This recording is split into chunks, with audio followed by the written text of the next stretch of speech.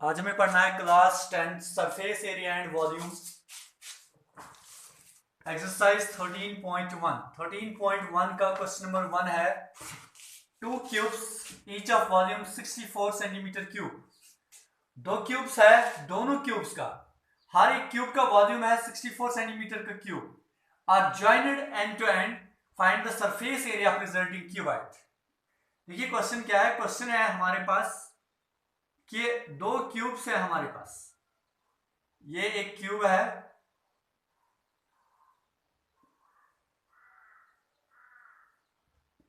One cube, और second cube है, ये है हमारे पास सेकंड क्यूब, दूसरा क्यूब।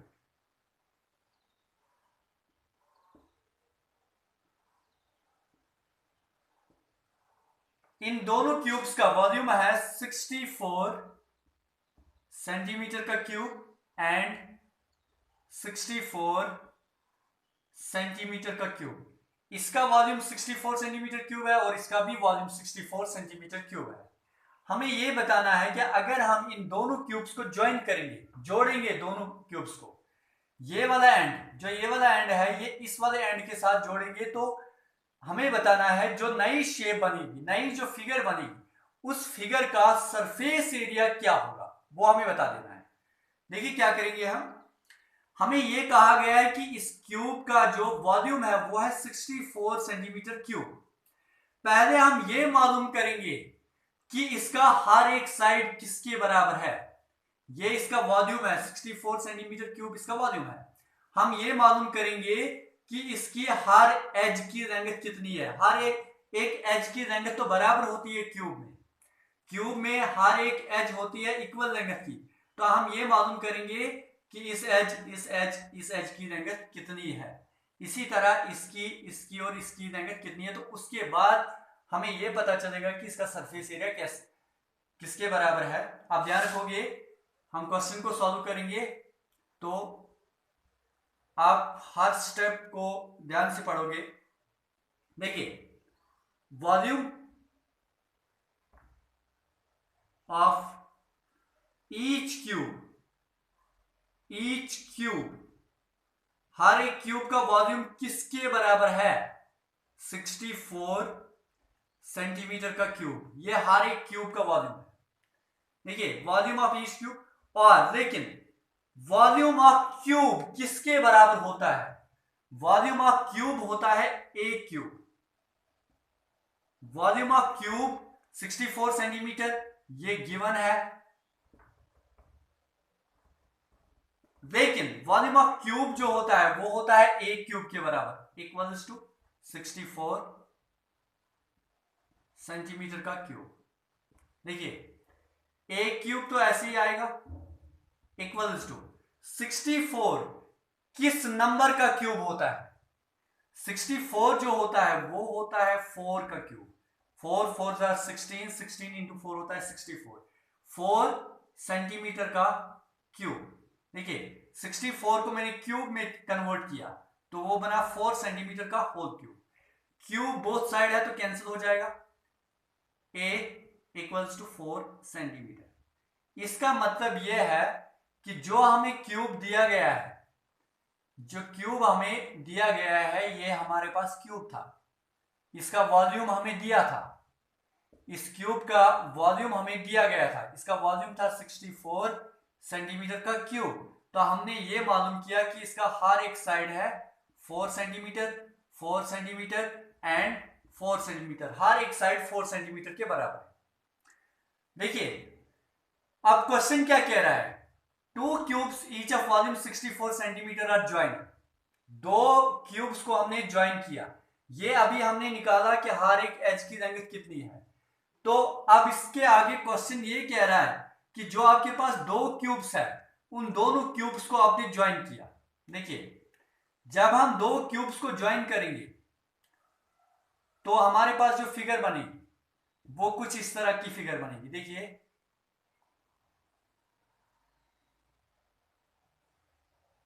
इस तरह की।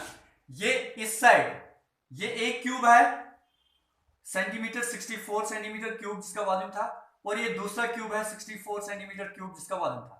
इन दोनों क्यूब्स को हमने, ये एक क्यूब है ये दूसरा क्यूब है, इन दोनों क्यूब्स को हमने ज्वाइन किया, जोड़ दिया, तो ये फिगर बनी। लेकिन जो ये फिगर बन गई, ये फिगर अब क्यूब नहीं रहा, ये क्यूबाइड बन गया। ये वाली फिगर जो बनी ये क्यूबाइड बन गया। तो हमें पता है कि जो क्यूब दिया था उसका हर एक साइड था 4 सेंटीमीटर। अगर ये 4 सेंटीमीटर है, यहां से देखिए यहां तक, और यहां से देखिए यहां तक भी 4 सेंटीमीटर है, तो इस क्यूबाइड की टोटल लेंथ कितनी बनेगी? वो तो बनेगी 8 सेंटीमीटर। जो क्यूबाइड बना उसकी जो लेंथ है, क्यूबाइड की लेंथ वो 8 सेंटीमीटर बनेगी। लेकिन इसकी ब्रेडथ तो चेंज नहीं होगी, ब्रेडथ तो वही 4 सेंटीमीटर है और हाइट भी 4 ही सेंटीमीटर। ना ब्रेडथ चेंज होगी और ना ही हाइट चेंज होगी। चेंज अगर होगी तो वो लेंथ चेंज हो जाएगी। 4 सेंटीमीटर एक क्यूब की लेंथ थी और 4 सेंटीमीटर दूसरे की लेंथ, जब दोनों को जोड़ेंगे तो टोटल लेंथ बनेगी 8 सेंटीमीटर। तो इसी फिगर का हमें बताना है सरफेस एरिया किसके बराबर होगा। तो मैं ये रब करता हूं, अगर आपको नोट करना है तो आप यहां तक ये नोट कर सकते हो। हर एक साइड 4 सेंटीमीटर हमें मिला, क्यूब का हर एक साइड 4 सेंटीमीटर मिला, तो आप ये नोट कीजिए।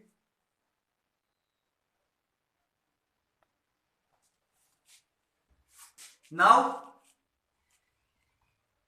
when two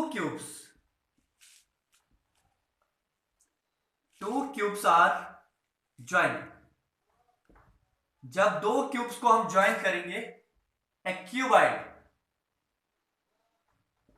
is formed. देखिए जब हम दो क्यूब्स को ज्वाइन करेंगे, जो अभी मैंने आपसे कहा कि ये एक क्यूब है और इसके साथ जब हम दूसरा क्यूब ज्वाइन करेंगे, ये दूसरा क्यूब है,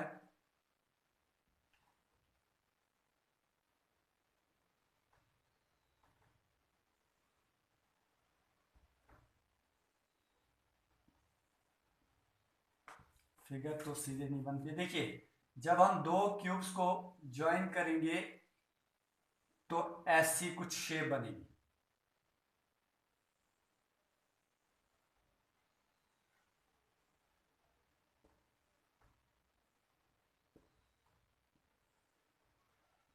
ऐसी शेप हमारे पास आएगी। देखिए ऐसी शेप हमें आएगी।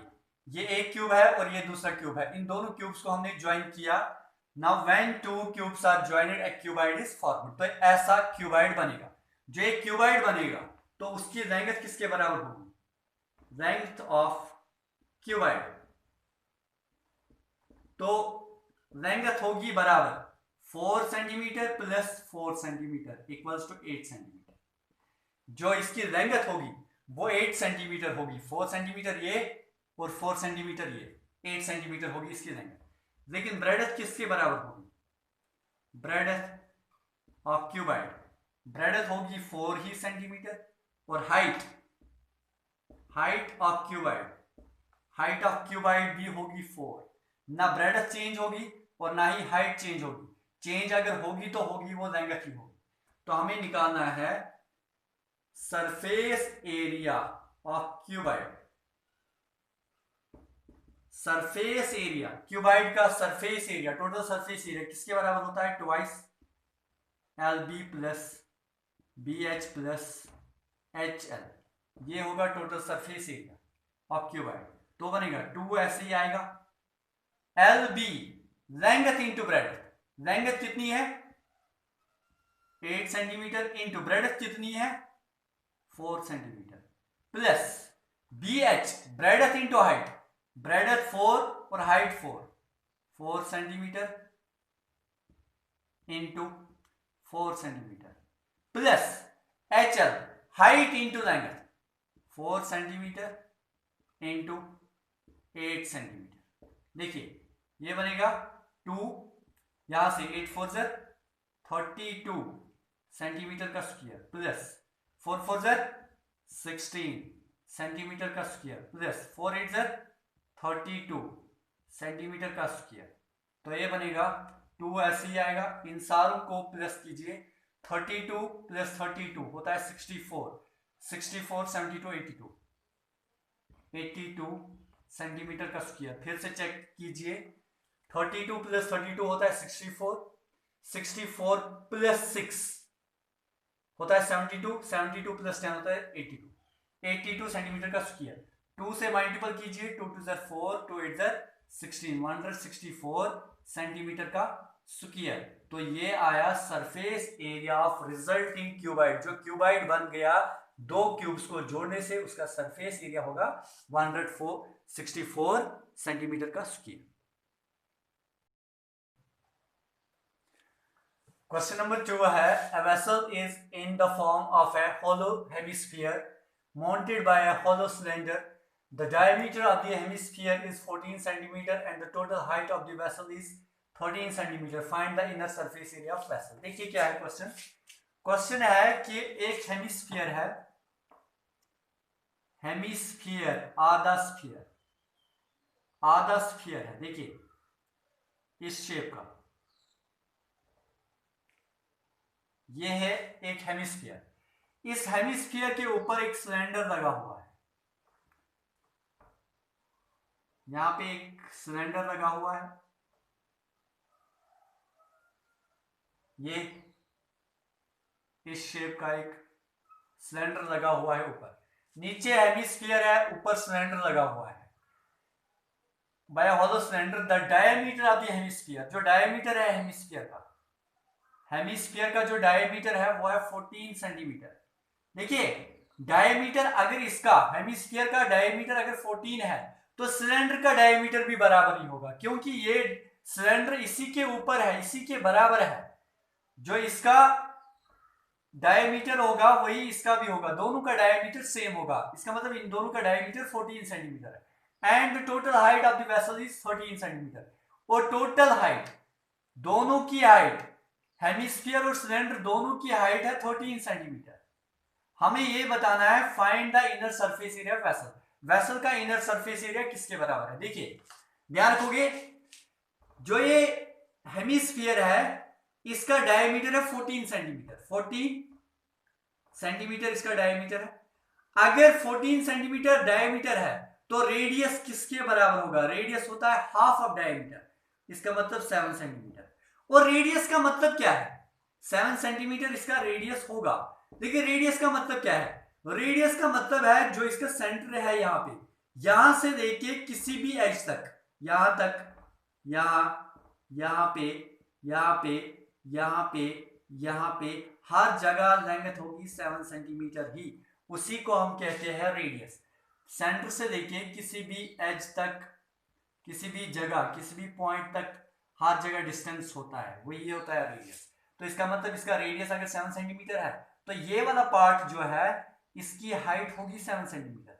इसका मतलब यहां से लेके यहां तक जो हाइट है वो है 7 सेंटीमीटर, रेडियस के बराबर। जितना रेडियस होगा उतनी ही यहां से लेके यहां तक हाइट है।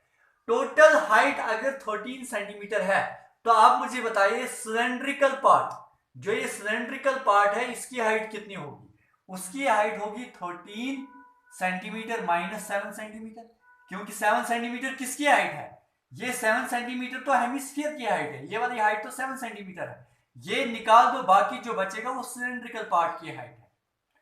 ये मैं इसलिए कर रहा हूं क्योंकि मुझे अलग अलग पहले कर देना है कि सिलेंडर की हाइट क्या है और हेमिस्फीयर को मुझे अलग कर देना है, तभी जाके मैं इसका सरफेस एरिया निकाल सकता हूं और इसका सरफेस एरिया निकाल सकता हूं। आप ध्यान रखोगे क्या करना है क्वेश्चन में। तो मैं रब करता हूं तो मैं सॉल्यूशन को स्टार्ट करूंगा।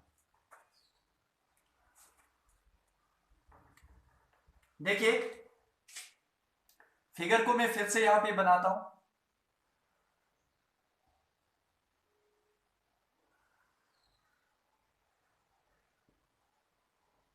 ये 13 सेंटीमीटर है टोटल हाइट और ये इसका डायमीटर है 14 सेंटीमीटर। देखिए हाइट ऑफ वेसल, वेसल की हाइट, वेसल मतलब पूरी हाइट, पूरे इस वेसल की हाइट है इक्वल्स टू 13 सेंटीमीटर। ठीक, डायमीटर ऑफ वेसल, वेसल का डायमीटर। देखिए एक्चुअली हमें यह कहा गया है कि हेमिस्फीयर का डायमीटर है 14 सेंटीमीटर। हेमिस्फीयर का जितना डायमीटर होगा उतना ही सिलेंडर का डायमीटर भी होगा। इसका मतलब मैं इन शॉर्ट ये लिखूंगा डायमीटर ऑफ वेसल, वेसल का डायमीटर क्या है, वेसल में हेमिस्फीयर भी आता है और सिलेंडर भी आता है, इक्वल्स टू 14 सेंटीमीटर है डायमीटर। अगर डायमीटर 14 है तो रेडियस किसके बराबर होगा, वो radius of vessel equals to 14 centimetre divided by 2 equals to 7 centimetre. ये है वो रेडियस। देखिए अगर रेडियस इसका 7 सेंटीमीटर है तो फिर सिलेंड्रिकल पार्ट की हाइट कितनी होगी, therefore height of cylindrical part, cylindrical part की जो हाइट होगी वो होगी total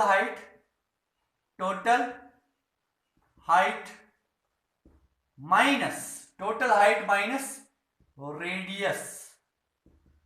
radius of hemispherical part.